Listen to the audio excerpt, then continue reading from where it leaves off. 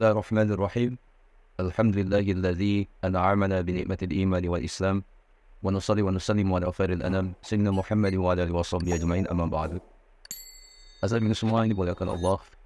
Meskipun seringkali disampaikan dengan guyonan, pesan-pesan Kiai Haji Abdurrahman Wahid atau Aba Gus Dur selalu mengandung pesan yang dalam dan ilmiah.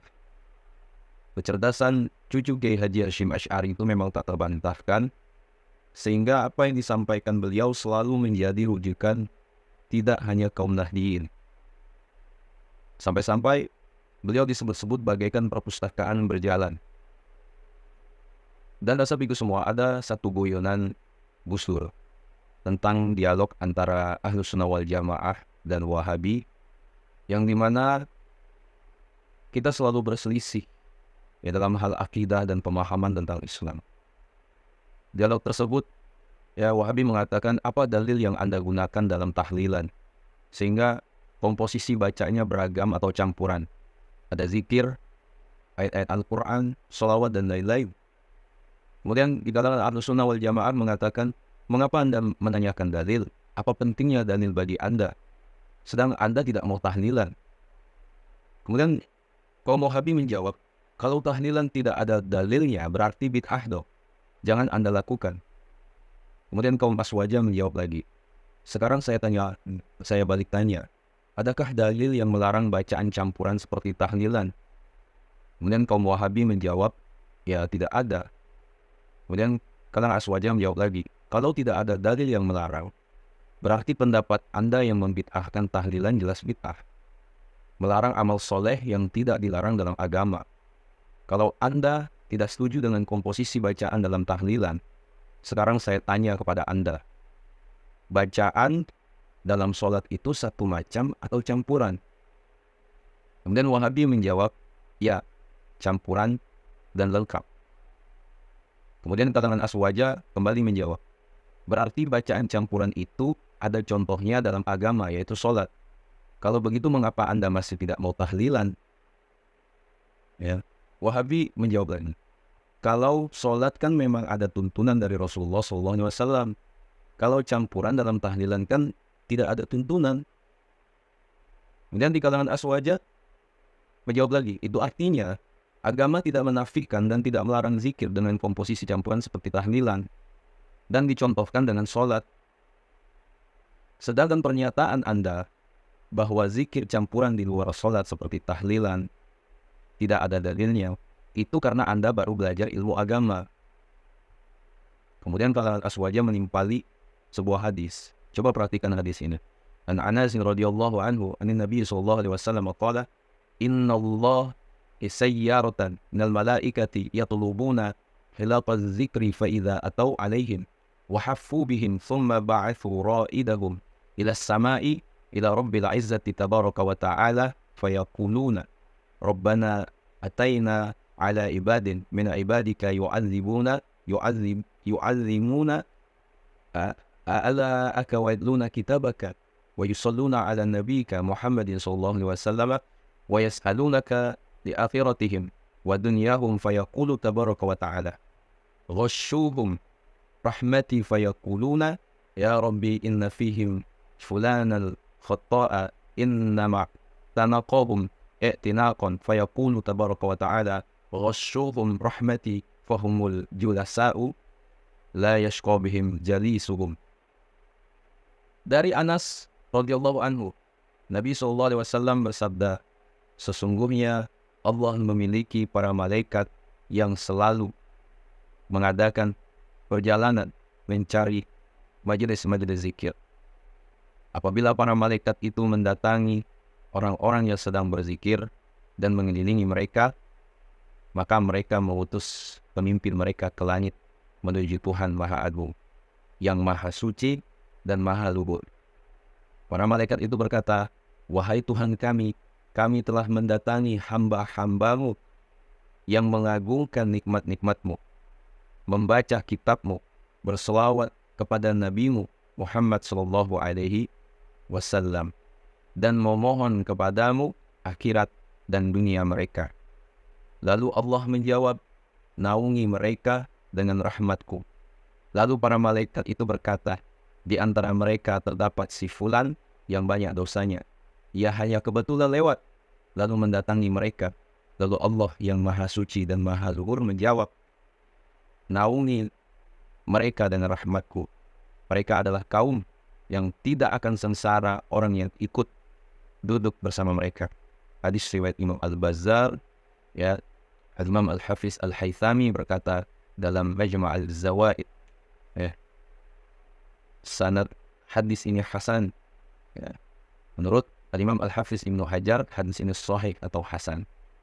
Ashabiku semua yang dimuliakan Allah, hadis ini menjadi dalil keutamaan zikir berjamaah, dan isi bacaannya juga campuran, ada zikir, ayat-ayat Al-Quran, dan sholawat.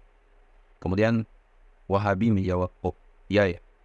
Kemudian kalangan dari Aswaja menjawab, makanya jangan suka usil, belajar dulu yang rajin kepada para kiai dan ulama-ulama Ahlus Sunnah wal Jamaah. Jangan belajar kepada kaum Wahabi yang sedikit-sedikit bilang bid'ah dan syirik. Kemudian dari kalangan kaum Wahabi menjawab, terima kasih.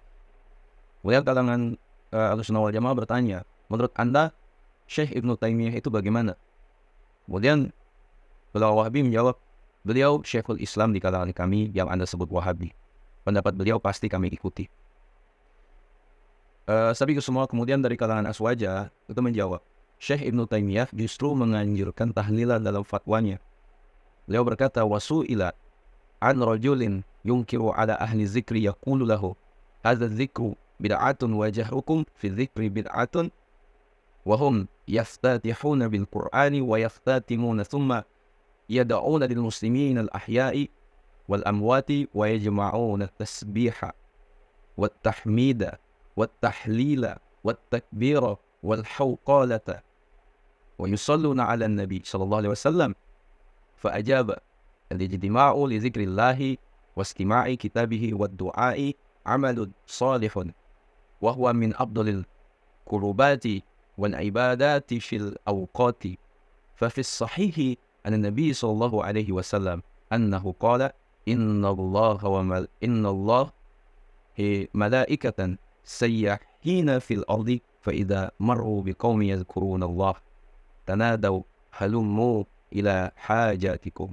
wa dzakara al-haditha wa fihi wajadnahum yusabbihunak wa yahmadunak wa amma muhafazatul insani ala awradin lahu min salati aw qiraati aw zikri aw du'ai tarafan nahari wa zulafan min al-laili wa ghairu dhalik fa hadha sunnatu Rasulillah sallallahu alaihi wasallam was-salihin min ibadillah qadiman wa hadithan.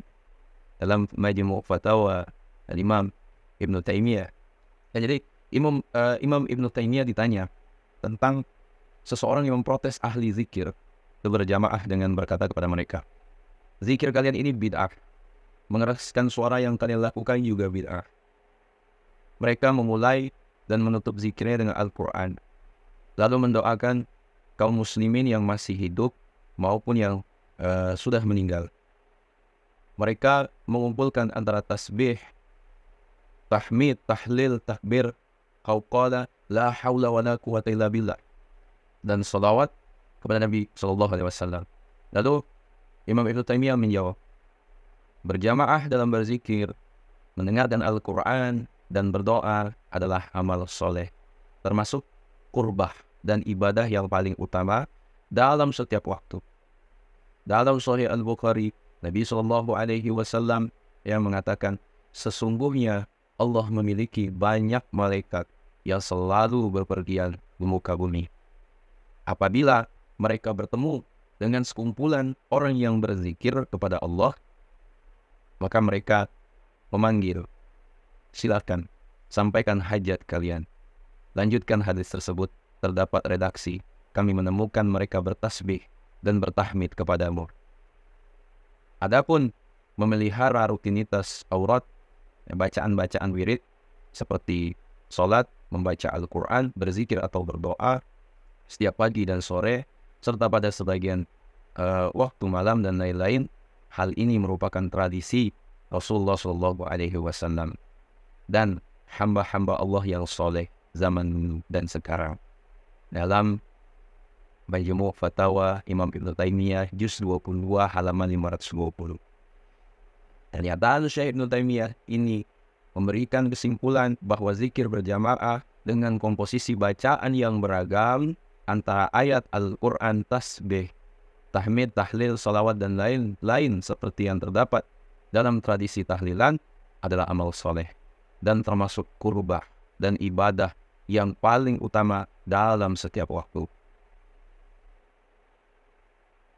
Kemudian golongan Wahabi ini menjawab, loh, ternyata beliau juga menganjurkan tahlilan ya. Oh, terima kasih kalau begitu.